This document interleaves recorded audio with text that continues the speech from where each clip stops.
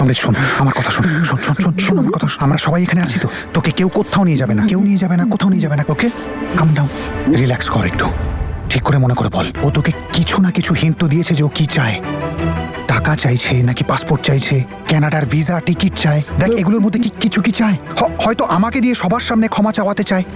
দাদা আমি কিছু জানি না ও কি চায়। ও শুধু আমাকে এইটুকুই বলেছে যে ও আমার প্রাণের দামটা গোটা পরিবারের কাছ থেকে উসুল করবে, আর তার জন্যই আমাকে ও এখানে পাঠিয়েছে এটা জিজ্ঞাসা করতে যে তোমরা আমার প্রাণের দামটা ওকে দিতে রাজি কি না। আর তোমরা যদি এই কথাটায় রাজি হও তাহলে ও এখানে এসে বলবে ও আসলে কি চায়। কি এখানে আসবে? ওর ঘৃণ্য মনোবৃত্তি নিয়ে এখানে বলতে আসবে যে ও কি চাইছে? বাড়ি দূরের কথা, আমি গলিতে ঢুকতে দেব না ওকে। বাবা একদম ঠিক বলছে অমৃত, আমরা ওর কথা কেন শুনবো? বাবা আছে তো তোর সাথে, কিচ্ছু হবে না, আমরা সবাই আছি তোর সাথে। দিদি আমার হাত দিয়ে একজনের প্রাণ চলে গেছে, তুমি কি কিছুই বুঝতে অমৃত পারছো আমার না কথাটা দিদি? শোন, ওটা একটা অ্যাক্সিডেন্ট ছিল ব্যাস, আর কিচ্ছু না। তুই তো জেনে বুঝে কিচ্ছু করিসনি। দিদি কিন্তু ভুলটা তো আমারই ছিল না, ওই লোকটা তো মারা গেছে দিদি। সিমরান একদম ঠিক বলেছে, যতক্ষণ না কোর্টে প্রমাণ বাবা হচ্ছে। ও তো এইটাই প্রমাণ হতে দেবে না না, তার জন্যই তো ও মিথ্যে সাক্ষীটা দিয়েছিল যে আমি ওই রাতে ওর সাথে হোটেলে ছিলাম। এখন যদি আমি অন্য কিছু বলি তাহলে আমি আরো ফেসে যাব।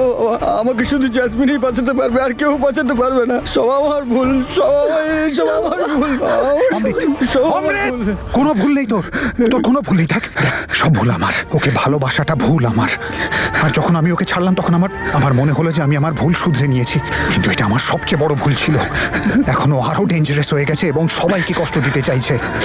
বাবা, বাবা, জ্যাসমিনের কথা শোনা ছাড়া আমাদের কাছে আর কোনো উপায় নেই। জ্যাসমিনের জালে আমরা পুরো ফেসে গেছি। তুই জানিস সুইটু, যদি বীর আমার শর্ত মেনেও নেয় তবুও ওর ওই দজ্জাল বাবা মিস্টার জিৎ সিং ওরফে গব্বর ও ঠিক নিজের নাক গলাবে, আবার কোনো নতুন ঝামেলা না পাকায়। কি বলতে চাইছিস তুই? ও যেটা বলবে আমরা সেটা মেনে নেব? কোনো প্রয়োজন নেই ওই অশুভ বাবা, আর মেয়েটার কোনো সাথে। রাস্তা নেই। অবস্থা দেখো ওর। বীর ঠিক বলছে গো, ওর সঙ্গে একবার কথা বলে তো দেখা যাক। আমরা ব্যাপারটাকে যত বড় বলে ভাবছি সেটা হয়তো তা নয়। এই দেখো দিদি, ও জ্যাসমিন গো জ্যাসমিন, আর জ্যাসমিন যে কথাটা বলেছে সেটা ছোট হয় কি করে? আমি লিখে দিচ্ছি দিদি, এইবার ও কিন্তু একটা বড় গন্ডগোল বাঁধাবে। আরে মা কি প্লিজ তুমি একটু চুপ করবে? বাবা, এটা অমৃতের জীবনের ব্যাপার, এইভাবে কিছু না করে বসে থাকা যায় না। এবার যেটা হবে আমরা সবাই মিলে সেটা ফেস করব। মা আমার খুব ভয় করছে, মা ওকে আমার খুব ফোন ভয় করো, করছে। আর খবর না ওকে বলতে চাই। আমায় একটু ভাবতে দাও।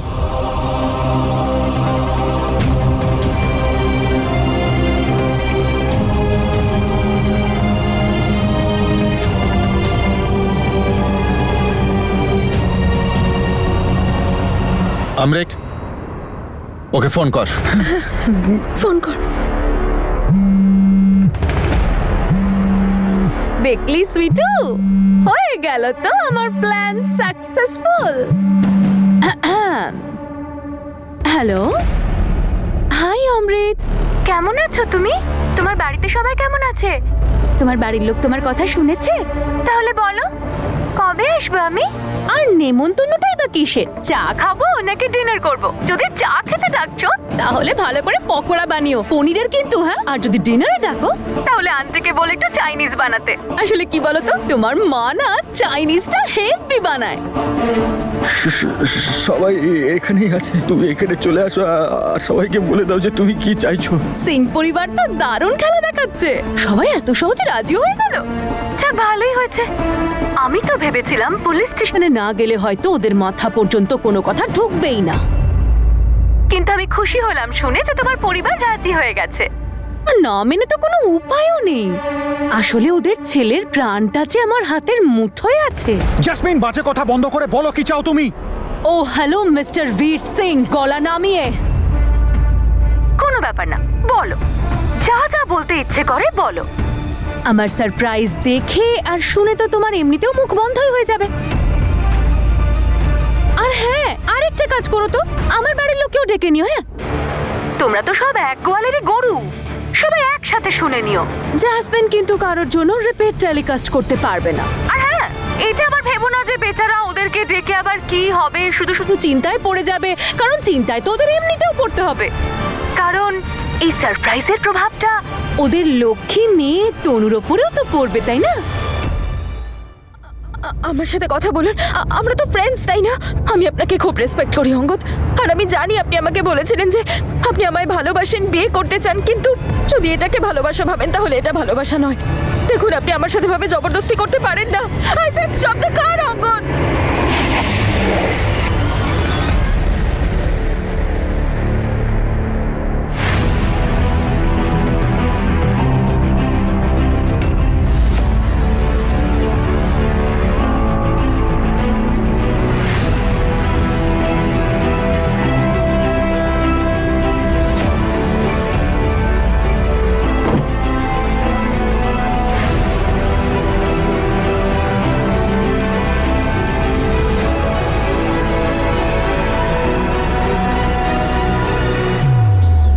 আচ্ছা, আর বেশি সময় নেই আমার কাছে।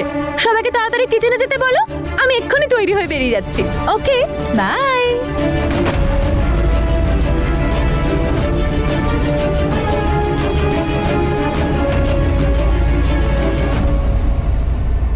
হ্যালো, নমস্কার দিদি, কি খবর? আপনি আর তনুর বাবা এখানে আসতে পারবেন? কি হয়েছে দিদি? সব ঠিক আছে তো? কাঁদছেন কেন? স্পিকারে দাও তো। এটার ভয় পাচ্ছিলাম, সেটাই হলো। জেসমিনের সারপ্রাইজ হারার মতো ঝুলছে আমার অমৃকের মাথার উপর।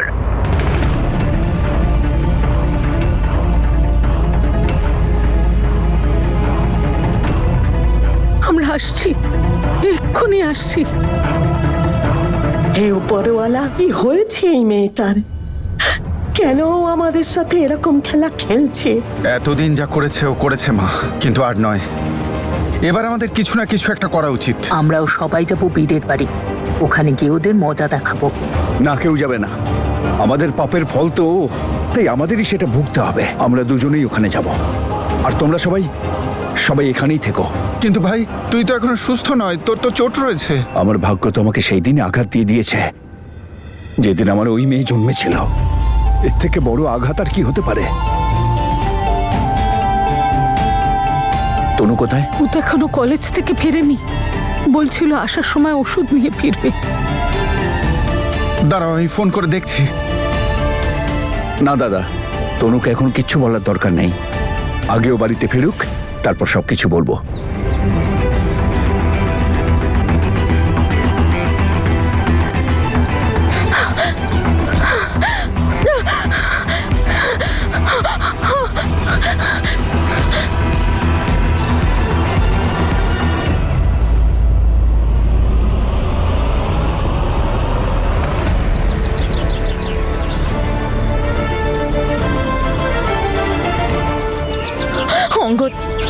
অঙ্গদ না, আমার কথাটা শুনুন। কার থেকে পালাচ্ছেন?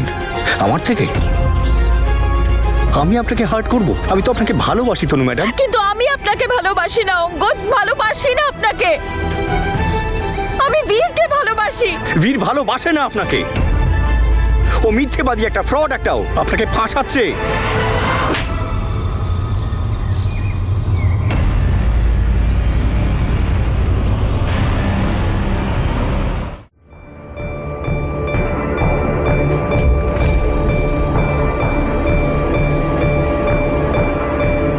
তনু এলো না? ও মনে হয় কলেজের দিকে গেছে। বীরকে শাস্তি দেওয়ার বদলে নিজের মেয়েকে শাস্তি দিন। বাড়িতে আটকে রাখুন, যাতে অন্যের জীবন নষ্ট না করতে পারে। অবস্থা দেখছেন আমার ছেলের। শোন বাবা, এইসব কথা বলবার সময় এখন এটা নয়। সমস্যা আমাদের দোরগোড়ায় এসে দাঁড়িয়েছে, আগে সেটা সমাধান কর। আর এতে ওনাদেরই বা কি দোষ? ওনারা তো এমনিতেই কষ্টে আছেন। আমি জানি যে ও এসব কেন করছে। ওর পাসপোর্ট বীর পুড়িয়ে দিয়েছিল, কানাডা যাবার স্বপ্ন ভেঙেছিল, যেটা ওর কাছে শুধু একটা আশা ছিল না, একটা স্বপ্ন ছিল। সেই রাগেই এসব করছে ও। কিন্তু এবার আমি সিদ্ধান্ত নিয়েছি যে ওকে কানাডা পাঠিয়ে দেবো, তাতে আমার বাড়ি বিক্রি করতে হলে করব। ওকে আমি কানাডা পাঠিয়েই ছাড়বো। ওখানে গেলেই ওর মন শান্ত হয়ে যাবে, আর আমরাও শান্তিতে বাঁচবো।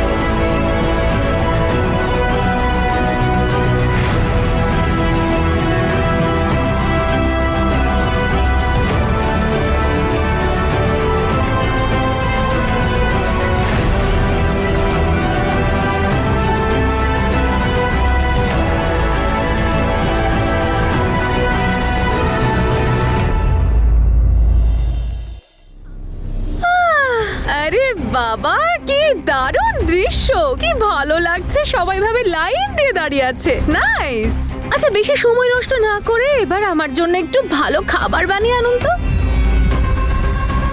কিন্তু কিছু একটা মিসিং মনে হচ্ছে। আরে এই দলের সর্দার কোথায়? আপনাদের সবার তনু মহারানী। আমি বীরকে ভালোবাসি। আরে বীর ভালোবাসে না আপনাকে, ও আপনার প্রেমের যোগ্য না, ও মিথ্যে বলছে আপনাকে, আপনাকে ফাঁসাচ্ছে।